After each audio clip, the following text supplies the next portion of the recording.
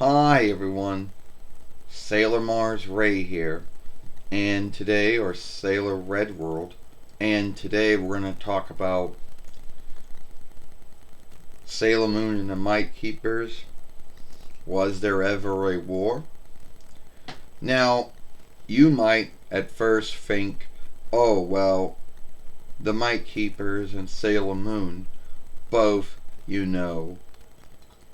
both have things that were the same, like, shape shifting and fighting Athena of the day. And, but we also want to know, was there even a war? And the truth is, there probably was not a war. Both shows could not really fight even if they wanted to, giving on the grounds that one show was a live work show and one was a live drawing show. Well, the truth was, if there was a war, it was between Siobhan and Deke.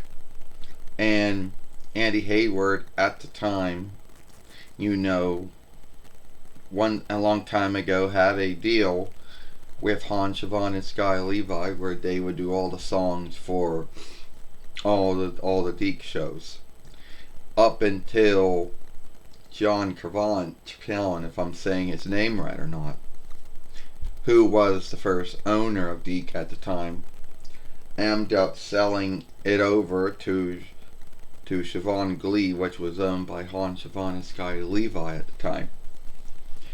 And since Andy Hayward was not in on it, or was not told about it, and he didn't have any say in it, there was going to be a law work.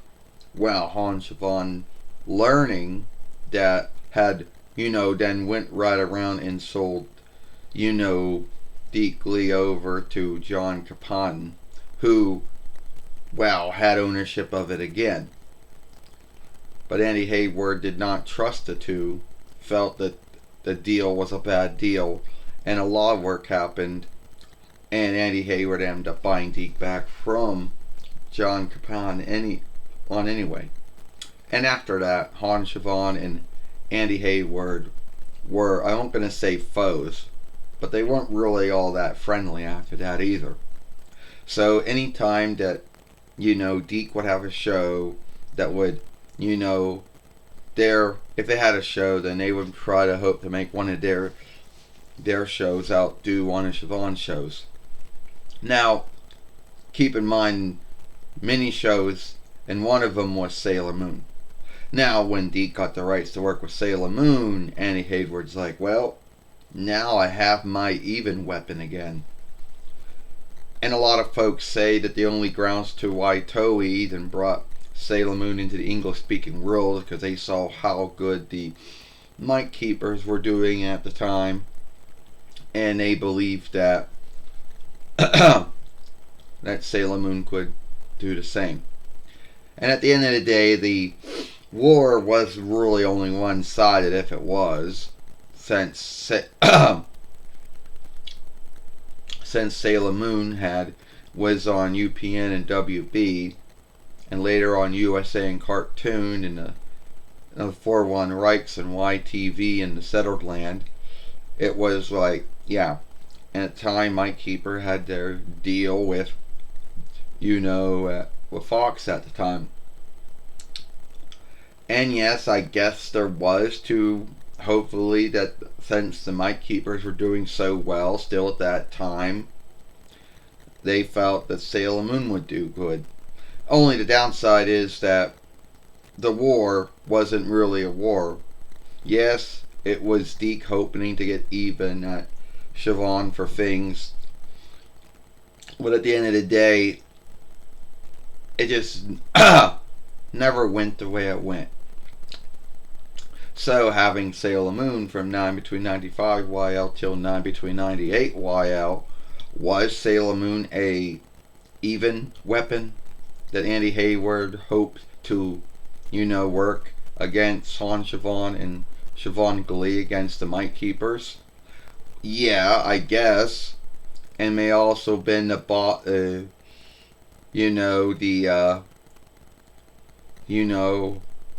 or the tattooed, or the body drawing between years, outsider fighter from Beverly Hills, which was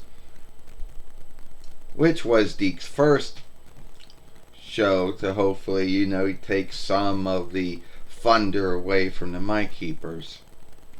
Now, to be honest with you, we here at Sailor Moon had great onlook for the Mike Keepers, since both of our shows, came from Toei. Yes, Toei had half ownership of Sailor Moon and still does to this day. And Overteam, or Overshift, which the Mike Keepers were fostered and borrowed from. So now, was there a war going on? Yes, but it wasn't really between Sailor Moon and the Mike Keepers. It was really more between Deke and Siobhan, and the Mike Keepers and Sailor Moon just happened to be going around at the same time. So, but then keep in mind, we weren't even if Andy Hayward was hoping to make Sailor Moon a even toll against Han Siobhan and the Mike Keepers. Well, it didn't quite work. At the end of the day, I believe Toei saw how good the Mike Keepers were doing and felt that Sailor Moon could do the same in the English-speaking world. And yes, Sailor Moon kind of did a little alright in the 4-1 Reichs. Well, not so much on UPN and WB, some on USA and later on Cartoon. So it didn't really do as well in the 4-1 Reichs, you could say. But it did kind of good in a settle land on YTV. But anyway, at the end of the day, I don't really... Yeah, it was to... Yeah, Sailor Moon was brought in because they felt that if the Mike Keepers are doing so well, Sailor Moon could do too. And if the folks liked the Mike Keepers, well, they're going to love Sailor Moon too, was Toei's thought. So, anyway, at the end of the day, I don't really know if there was a Sailor Keeper war. The truth is, I don't think there was. If there was, it was either UPN or WB or USA or Cartoon fighting Fox to say, hey, look, this show isn't.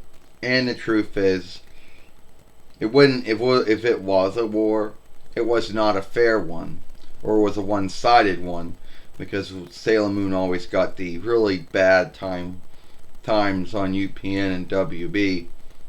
USA and Cartoon may have gotten them even good times, but by that, I don't even think there was. So, at the end of the day, I think the Mike Keeper Sailor Moon war, if there was ever one, may have been in the minds of those who were watching the show at the time. So, that's just my thoughts on it. If you like this film, then follow me over here at Sailor Moon for Life.